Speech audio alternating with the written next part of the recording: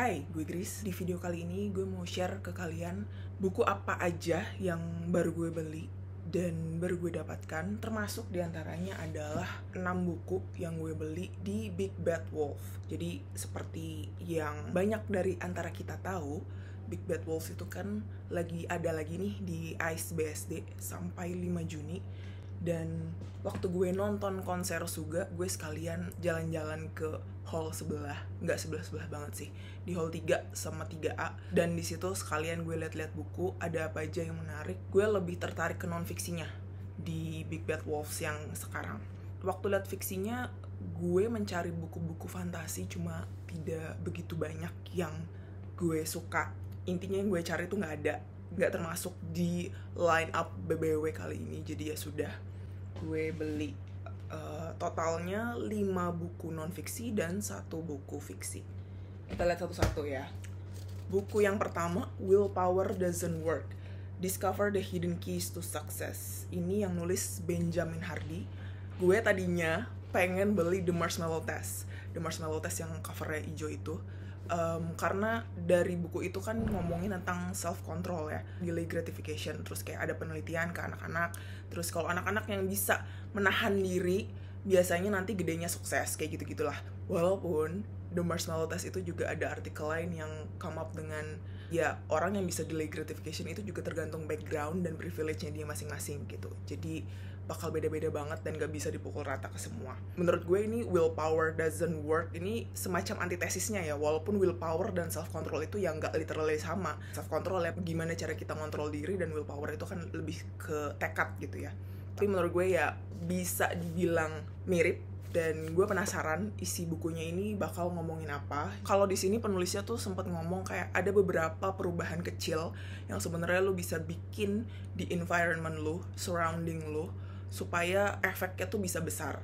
Gue termasuk orang yang melakukan itu karena gue ngerasa di mana gue berada, di mana gue mendesain tempat gue, itu bakal ngaruh banget seberapa produktif gue, seberapa kreatif gue, seberapa bisa fokus gue untuk kerja gitu. Mungkin ini yang bakal gue baca duluan di antara buku-buku dari BBW lain yang gue beli. Buku kedua, The Shallows, How the Internet is Changing the Way We Think, Read and Remember. Ini ditulis oleh Nicholas Carr. Dia kasih argumen di buku ini tentang gimana internet mengubah intelektualitas dan budaya kita. Ya, kita sebagai pengguna internet sama-sama tahu kalau dengan adanya internet, hidup kita tuh jadi serba mudah. Apalagi gue, milenial yang ngerasain sebelum ada internet sampai sekarang ada internet. Jadi transisinya itu gue juga ngerasain dari waktu kecil, dari yang dulu cuma bisa SMS telepon doang, terus sekarang udah bisa browsing dan lain-lain. Dan mungkin saat baca ini gue bakal untuk ke bawah untuk nginget-nginget lagi masa kecil gue dulu tuh gimana sih cara informasi dan lain-lainnya tuh sesusah apa atau serare apa. Sementara sekarang tuh tinggal ketik aja di Google dan kita udah dapet informasi yang kita mau. Di buku ini juga nanti gue bisa lihat kenapa sekarang jadi tendensinya adalah skimming dan scanning, tapi kalau untuk konsentrasi, kontemplasi itu jadi lebih susah dengan adanya internet. Nah, nanti gue mau lihat. Karena sebagai pengguna internet, gue pun pakai internet tiap hari. Gue juga bikin konten di internet. Jadi, ya gue pengen tahu aja sih apa aja hal-hal yang perlu diwaspadai menurut penulis ini. Ini bukunya nggak bisa dibilang baru-baru banget juga. Jadi, ini buku terbit. Kalau lihat edisi yang ini sih, dia bilangnya first published tahun 2010. Jadi umur bukunya sendiri sudah 13 tahun kurang lebih. Jadi gue juga pengen lihat masih relevan atau enggak dengan kita yang sekarang, dimana sekarang tuh banyak pekerjaan yang juga datangnya dari internet. Dan ya gue mau lihat aja, gue mau tahu penulisnya bakal ngomongin apa.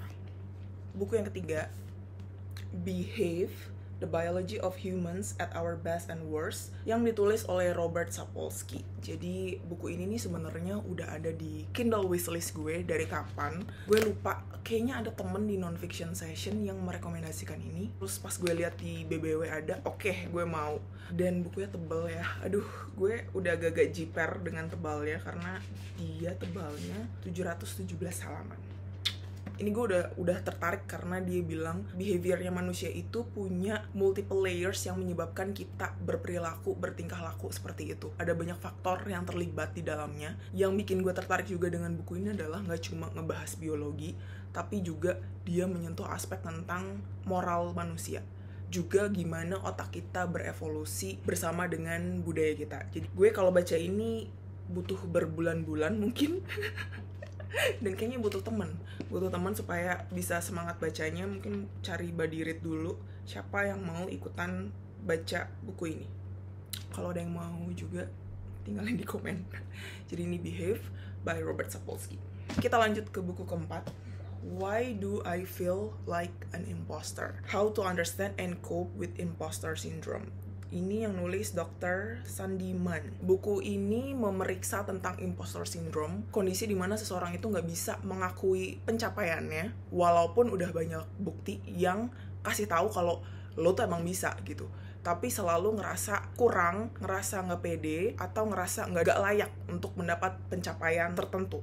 Orang-orang yang punya imposter syndrome ini biasanya terasa, aduh gue nggak original nih idenya, gue kurang kreatif nih. Imposter syndrome ini dampaknya bisa macam-macam ke tiap orang ya. Ada yang jadi perfeksionis banget, takut ngambil resiko karena ya itu takut dibilang ini, takut dibilang itu. Overthinkingnya tuh udah kejauhan. Dengan perfeksionis itu dia jadi nggak mengambil langkah apa-apa, atau malah bikin dia nginjek remnya terlalu dalam. Jadi nggak ada action, nggak maju-maju gitu. Dan biasanya yang punya imposter syndrome itu juga kasih faktor luck. Walaupun luck itu juga gue percaya ada sih, tapi kasih faktor luck itu kayak porsinya gede banget. Kayak, oh gue cuma beruntung aja, gue cuma hoki doang nih.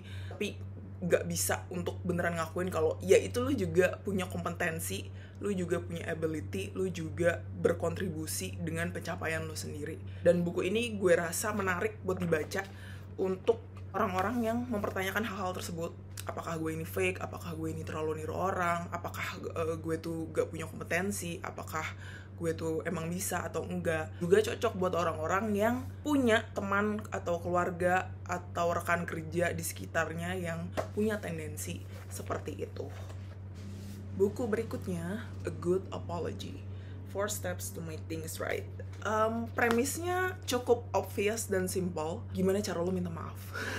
Tapi tetap bikin gue penasaran karena di buku ini dibilang kalau ya kita semua pernah punya salah ke orang, relasinya jadi renggang, rusak, atau malah putus. Dan sebenarnya relasi yang keadaannya memburuk itu bisa diperbaiki dengan meminta maaf. Cuma meminta maaf itu kan tidak sesimpel dan semudah yang dibayangkan ya. Ngomong doang sih mungkin buat beberapa orang gampang ya, tapi gimana caranya untuk internalize minta maaf itu supaya kita tuh juga sadar betul, sadar penuh apa pentingnya, dan supaya maaf yang keluar dari mulut kita itu bukan sekadar formalitas atau pepesan kosong, dan supaya bisa jadi jembatan untuk memperbaiki hubungan. Ya, jadi ini buku yang menurut gue juga menarik untuk gue baca, dan gue bisa punya deeper understanding tentang cara untuk meminta maaf. Buku terakhir dari BBW, ini buku lanjutannya, The Sympathizer. Gue tuh buku pertamanya udah punya di Kindle, tapi belum gue baca. Dan begitu ngeliat ini jadi teringat kayak, oh iya gue belum baca buku yang itu. Jadi oke, gue buku keduanya gue beli fisik aja. Dan karena ya secara penampilan dia juga stand out karena kuning sendiri gitu. The Sympathizer itu yang pertama ngomongin tentang historical fiction, nyeritain tentang perang Vietnam dan Amerika Serikat, dan tokoh utamanya itu jadi mata-mata. Terus yang di buku kedua, The Committed, lanjut ngikutin tokoh utamanya yang jadi refugee di Paris. Terus dia juga terlibat jadi kayak drug dealing gangster. Belakangan ini gue lagi into historical fiction, jadi gue udah baca Rasina, baca Lebih Putih Dariku, itu 2 novel yang settingnya di Indonesia. Gue baca juga The Poppy War Trilogy, itu di Cina, terinspirasi dari perang Cina dan Jepang, dan Civil War di Cina. Terus gue baca juga satu buku yang nanti juga ada di haul kali ini, itu di Suriah, Terus ya siapa tahu abis itu gue mau lanjut baca ke Vietnam. We will see. Lalu selain buku yang gue beli di Big Bad Wolf, ada juga buku yang gue beli dari Periplus, Gramedia, dan ada satu yang dikirim. Duanya udah gue baca. Ada Yellowface, ini buku terbarunya Rebecca F. Kuang. Buku ini agak beda dari bukunya Rebecca Kuang yang lain, karena yang lain tuh lebih ke fantasi ya. The Poppy War Trilogy itu epic fantasy, terus Babel juga semacam kayak Dark Academia combine with fantasy. Ini yang beda, nggak ada unsur fantasinya. Ngomongin tentang kisah dua penulis dan industri perbukuan. Wah, ini pas baca buku ini gue kayak banyak hal, banyak momen yang bikin gue senyum-senyum, karena walaupun ini settingnya di Amerika, tapi familiar banget di Indonesia, bener-bener familiar banget, sampai gue kayak di sini juga terjadi kayak banyak pertanyaan-pertanyaan, perdebatan-perdebatan yang terjadi di buku ini juga ada di sini. Ada juga yang memperdebatkan tentang hal yang sama. Jadi ada dua teman, Jun sama Athena, dua teman sama-sama, mereka berdua sama-sama penulis. Athena ini meninggal, lalu Jun ngambil manuskripnya Athena dan dia nulis dari draft pertamanya Athena, dan dia jadi buku, lalu jadi bestseller banget. Dan ya dari situlah masalah-masalah bermunculan. Dan Jun ini white, sementara Athena itu Asian. Dan ceritanya yang ditulis Athena itu juga ngomongin tentang histori Asia, khususnya Cina. Dan ya seperti biasa, dipertanyakan dan diperdebatkan apakah etis menulis historical fiction yang even bukan history lo gitu. Apakah layak untuk diberi penghargaan ini itu? Ya itulah yang jadi topik seru dan perdebatan di buku ini. Next, As Long as the Lemon Trees Grow. Ini historical fiction, settingnya di Syria. Jadi sebagai pembaca gue diajak untuk lihat kondisi di Syria tuh gimana. Seperti yang kita tahu, mereka ya ada di bawah tirani kayak udah lama banget. Civil war, perang nggak berkesudahan.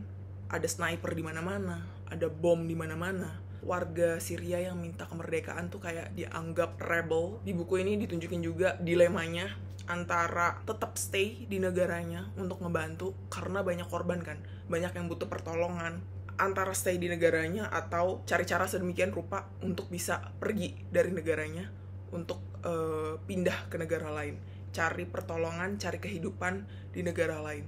Jadi ada dilema-dilema itu di buku ini. Orang kan ngelihatnya kayak perang mulu, tapi sebenarnya itu buku ini diceritain kalau ini tuh sebuah revolusi dari orang-orang Syria. Dan detail reviewnya gimana nanti gue mau share juga, entah di Instagram atau di video reading wrap up gue. Lalu ada Salt to the Sea. Ini bukunya Ruta Sepetys yang jadi buku pilihan kebab untuk bulan Juni. Kami di Kebab juga ngajak teman-teman untuk baca buku karya terjemahan, dan buku inilah yang terpilih.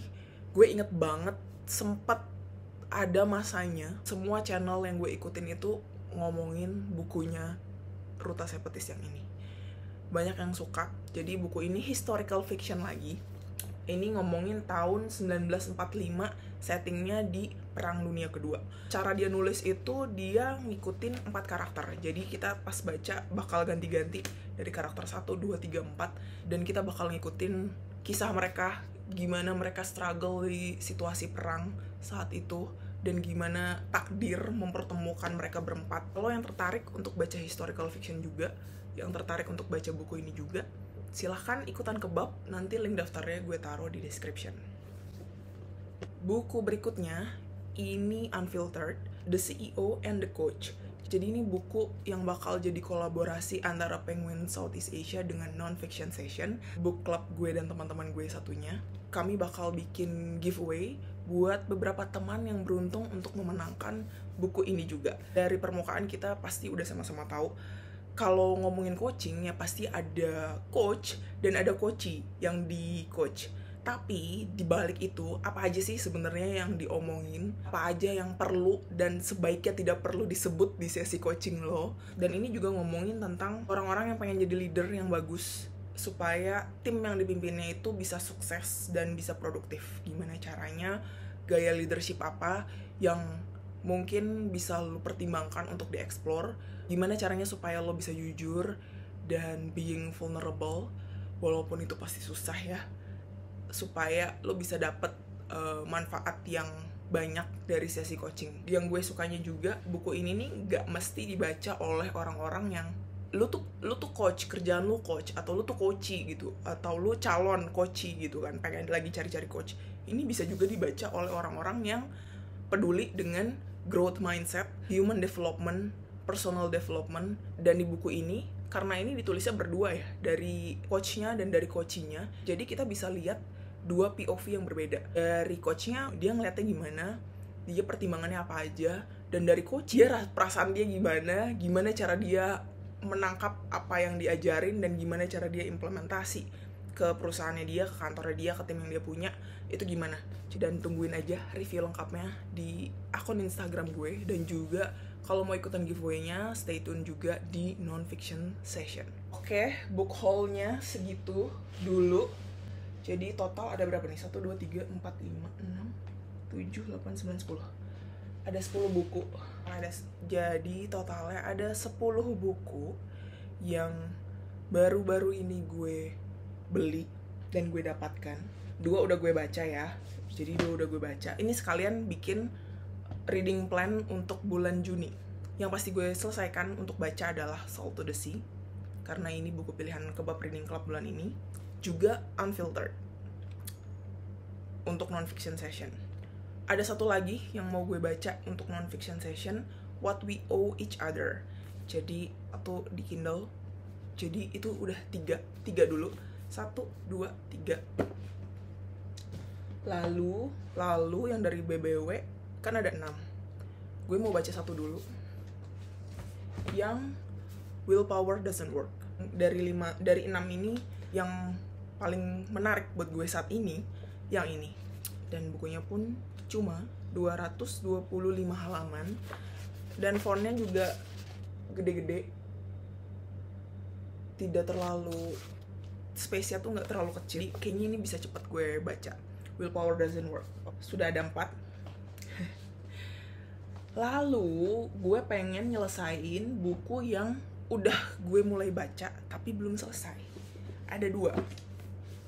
Yang pertama, The Way of Kings. Ini buku epic fantasy-nya Brandon Sanderson.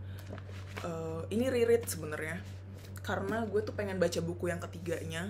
Tapi karena gue baca ini nih beberapa tahun yang lalu, saat gue belum bikin reading journal, saat gue nggak bikin notes apa-apa. Jadi waktu gue mau baca buku yang ketiga, sudah lupa. Lupa banget cerita terakhirnya kayak gimana, gue nggak tahu. Karakternya apa aja gue nggak tahu. Jadi kayak ini harus gue baca ulang. Jadi ini part 1. Ada satu lagi, bentar.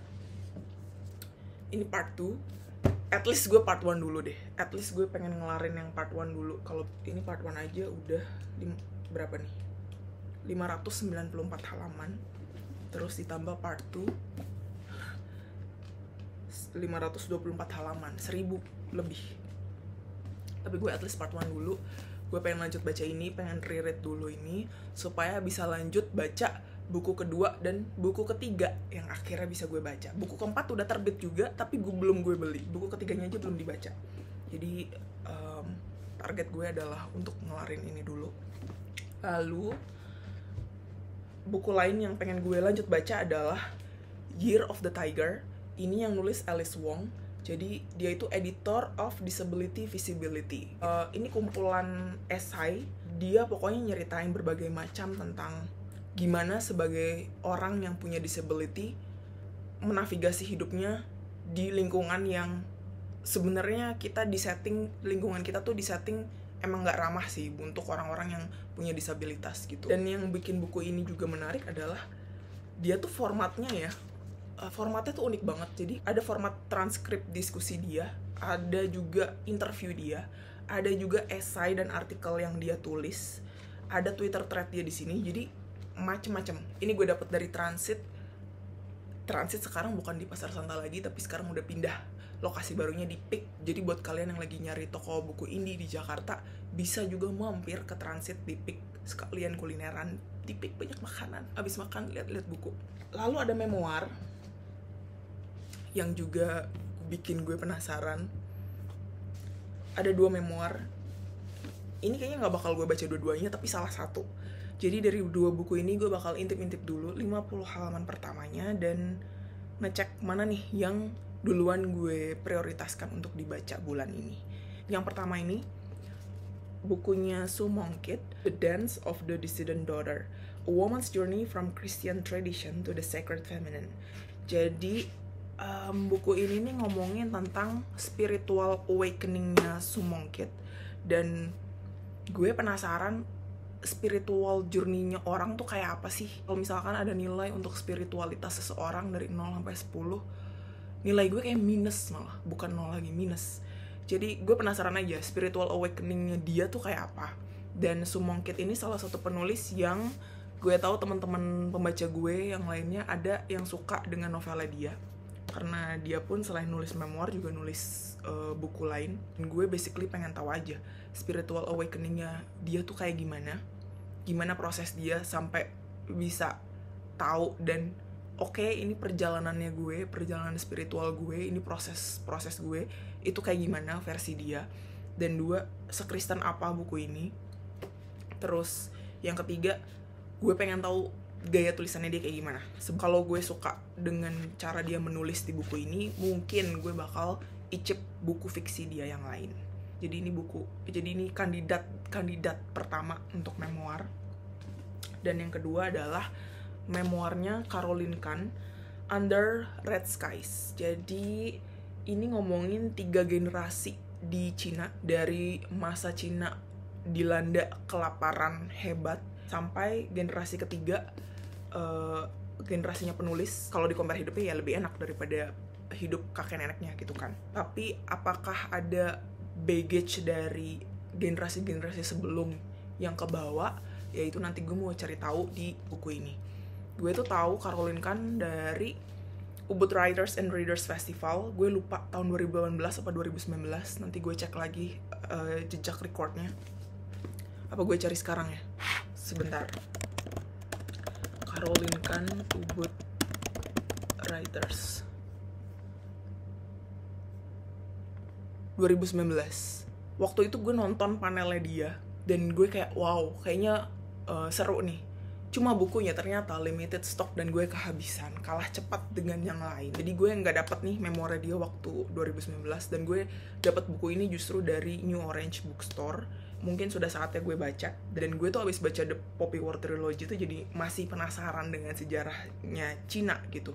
Dan mungkin buku ini juga bisa kasih gambaran yang lebih, karena yang The Poppy War kan itu ya tentu saja fiction. Sementara kalau ini kan kisah nyata yang Caroline Khan susun dari cerita keluarganya gitu. Jadi gue penasaran. Nanti akan gue bandingkan kandidat pertama The Dance of the Dissident Daughter, kandidat kedua Under Red Skies. 50 halaman, kita lihat mana yang nanti gue baca beneran sampai selesai bulan ini. Lalu ada juga 2 kandidat buku fiksi yang mau gue baca bulan ini. Yang pertama, Kastel Terpencil di Dalam Cermin. Ini karyanya Mizuki Sugimura. Kisah anak sekolah gitu ya. Kokoro, dia merasa terusir atau terasing kali ya dari kelasnya sendiri. Terus dia ngurung diri di rumah, gak mau pergi ke sekolah. Dia ngeliat di cerminnya dia ada kastel. Dari situ dia ketemu ada 7 orang lain juga yang sama-sama diundang untuk ke kastel ini. Yang 7-7-nya tuh sama-sama kayak Kokoro, ngerasa terusir, ngerasa sendirian. Tahun lalu gue pernah buka question box di Instagram dan ada yang merekomendasikan judul buku ini. Dan rating di Goodreads juga bagus, jadi gue penasaran seperti apakah bukunya. Dan kalau ngeliat sih ini lumayan tebel ya. Dia berapa halaman nih? 493 halaman, jadi hampir 500 halaman. Jadi nanti sama, gue bakal baca 50 halaman dulu, ngecek gue bisa kecantol atau enggak dari 50 halaman pertama. Kalau oke gue lanjut, kalau enggak ya disimpan dulu. Lalu kandidat kedua di buku fiksi adalah Second Sister. Ini bukunya Chan Ho-kei. Buku ini banyak jadi favorit teman-teman gue. Wafa suka, Buket suka, Cica suka cerita misteri ya. Jadi kalau ini fantasi, kalau yang ini misteri. Jadi ini nyeritain tentang seorang kakak perempuan yang adiknya itu meninggal bunuh diri, dilompat dari gedung. Kakaknya ini nggak percaya adiknya bunuh diri, jadi dia berusaha mencari tahu apa sih sebenarnya penyebabnya. Dia pengen kasus kematian adiknya ini diselidiki lebih lanjut. Dari kasus kematian itu jadi lanjut ada kasus lain yang juga bermunculan. Gue penasaran seseru apa dan seadiktif apa buku ini, sampai katanya ini walaupun 626 halaman, katanya nggak kerasa baca ini. Ya kita lihat 50 halamannya seperti apa, mana yang bakal gue selesaikan dalam bulan ini. Atau bisa jadi dua-duanya gue baca. We'll see nanti. Yang mau dibaca gue rekap lagi ya. Salt to the Sea 1, Unfiltered 2, Willpower Doesn't Work 3, The Way of Kings 4, Year of the Tiger 5.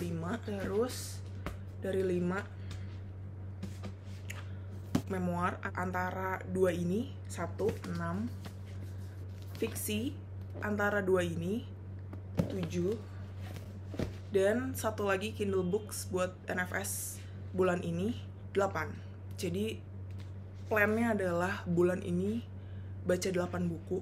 Tapi gue bukan tipe orang yang kayak harus stick to the plan gitu. Gue lebih ngikutin mood juga.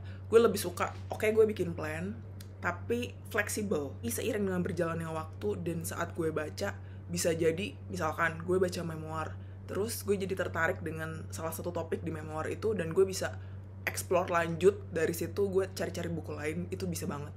Atau gue misalkan baca buku epic fantasy-nya Brandon Sanderson, terus gue jadi kepengen, oke, gue lanjut ini dulu, itu bisa gue nambah lanjut ke situ, itu bisa juga. Jadi seenggaknya beberapa buku ini bisa gue prioritaskan duluan daripada gue bingung-bingung milih-milih lagi, karena kalau ngecek TBR gue ada banyak yang belum gue baca.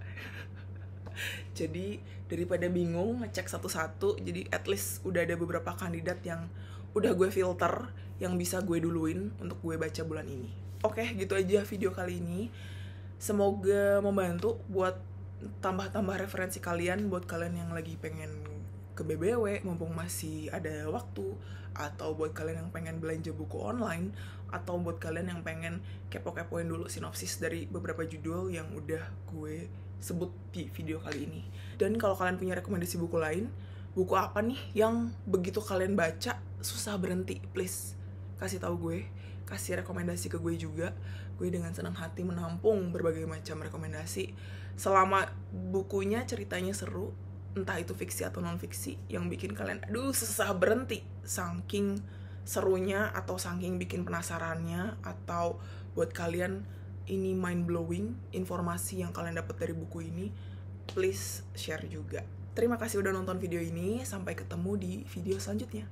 Bye bye.